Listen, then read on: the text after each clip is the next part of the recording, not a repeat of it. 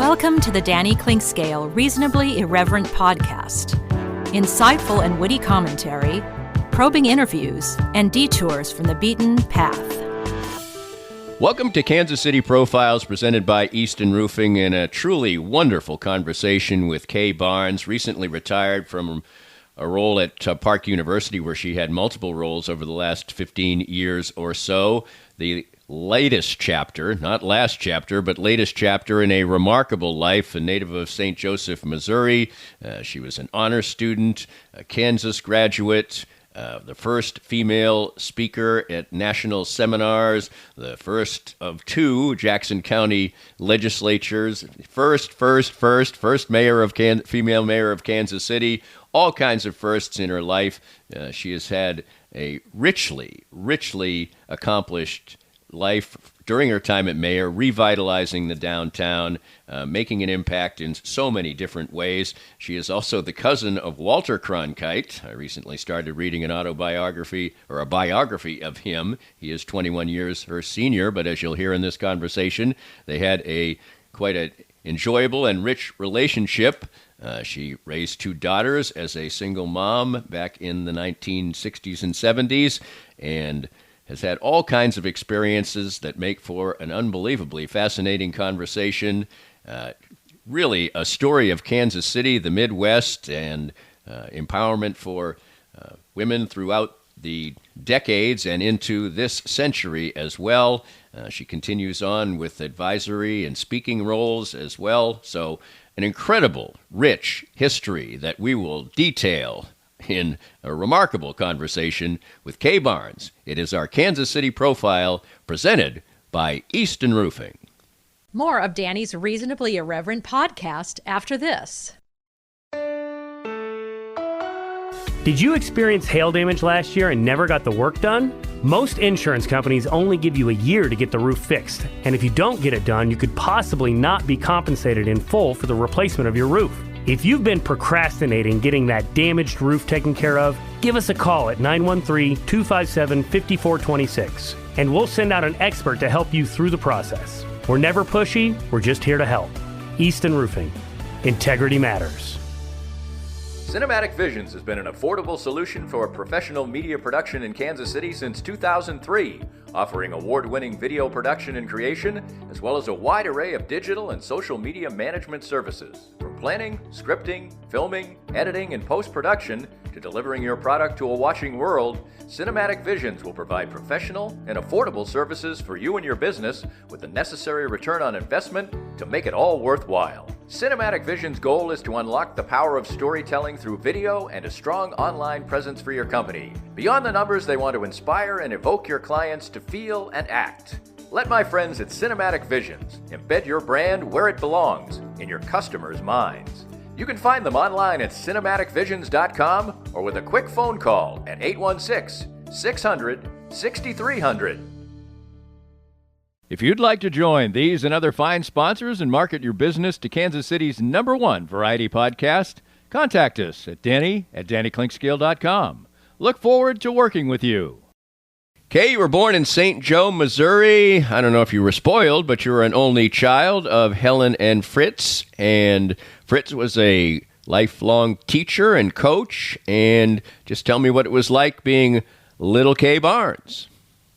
Well, it was a great place to grow up. I had a terrific education, and my family was an interesting one in that my father, as a teacher and coach, much of the time I was growing up, as well as my mother being a career teacher, I was around educators really all of my early life. My aunt was also the principal of a great school in St. Joe. My uncle was a dentist. In fact, my uncle, Walter, was the father of Walter Jr., the famous Walter Cronkite of the media back in those days, and even into most of my adult years. So it was an interesting family to grow up in, and I very much treasure my time in St. Joe.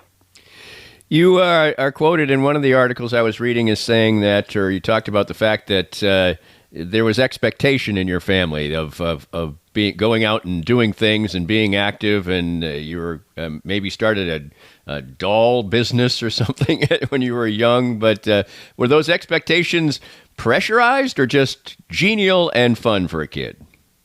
Well, probably someplace in between Right. the two. In that, yes, I think there were expectations, and it had a lot to do, again, with that educational background in my family. Also, one of the interesting things I learned when I was growing up that I only understood in retrospect did have to do with my cousin, Walter, the television person. And that was, in my family, it was good to be visible, that it was not only okay, but it was a positive, that you could do exciting things, things that were to the benefit of others.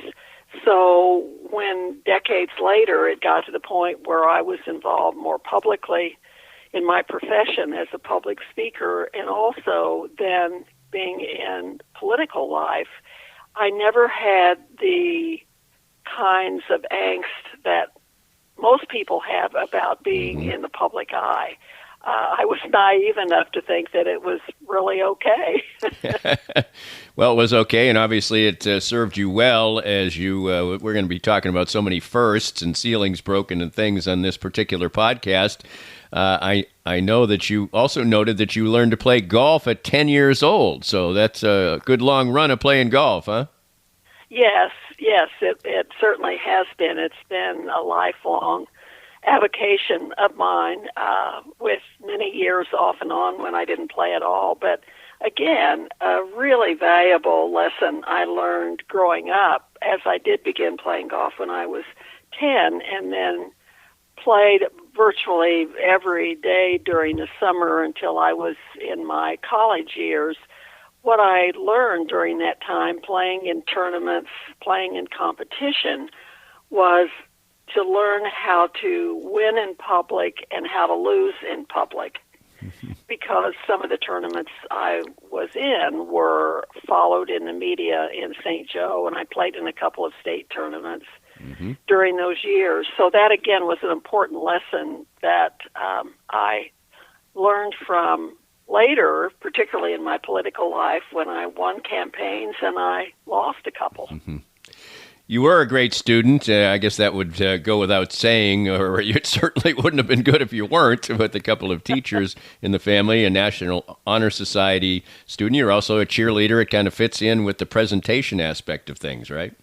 Yes, and I have to admit, even though I know a lot of people have issues with cheerleading, that I loved every minute of it, and I think part of it was because my dad being a coach, I was familiar with the game, whether it was basketball or football in particular, and so I learned X's and O's before I learned the alphabet, being in that sports-minded family. So being a cheerleader was a great opportunity to, quote, act out my sporting interests.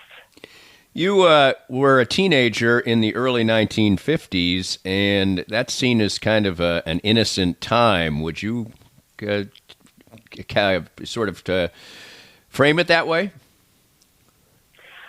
Yes, in some ways I would. I think it was a generation of people, my contemporaries, a small group of people compared to the generations before and after us. So not only was it a relatively peaceful time with Eisenhower, I remember being president. I even remember when he had his heart attack that was taken so seriously as it should have been by people. This was when I was in high school. So that politically is probably one of my clearest memories of that period of time. Well, you graduated with honors from St. Joe Central High School, and tell me about your choice of college. You ended up going to the University of Kansas. Was that always sort of in the cards? Well, it was an interesting decision because at that time, if you were going to college from St. Joe, you were likely to choose the University of Missouri. My father had a football scholarship to MU, and regrettably lost it when he had an injury, and then finished his college career at Maryville. However, there was a group of students from Central the year ahead of me, 5 or 6 of them, who decided to attend the University of Kansas. And I don't remember specifically why I made the decision, but I do know that I was influenced by those individuals who had made that choice.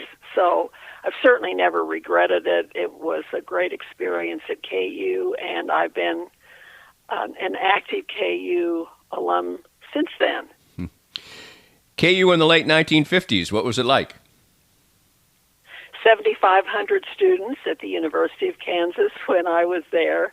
And when I look at the campus now, anything, for those familiar with Lawrence and the KU campus, anything west of Allen Fieldhouse was plowed ground, so to speak. There was nothing there other than farming areas, as I recall. And Allen Fieldhouse was only a couple of years old at that time. I was at KU when Will Chamberlain was there and had a couple of encounters with him, very briefly, but I remember vividly our frenetic support for KU basketball at that time.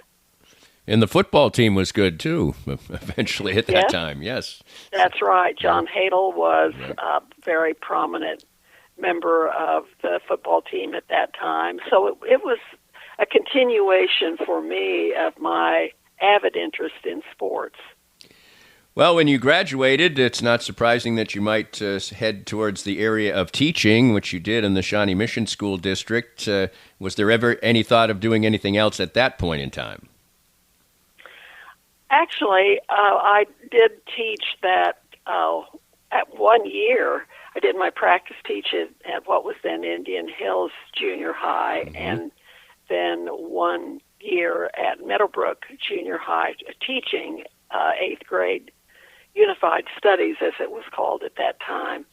I enjoyed aspects of the teaching experience, but for some reason felt not as interested being in the classroom, being in the same physical environment day after day, month after month. So what I gradually eased into when I stopped teaching and was really engaged also in raising my 2 preschool-age children at that time was ending up with adult education. And that basically was my career through workshops and seminars and so on for the next several decades.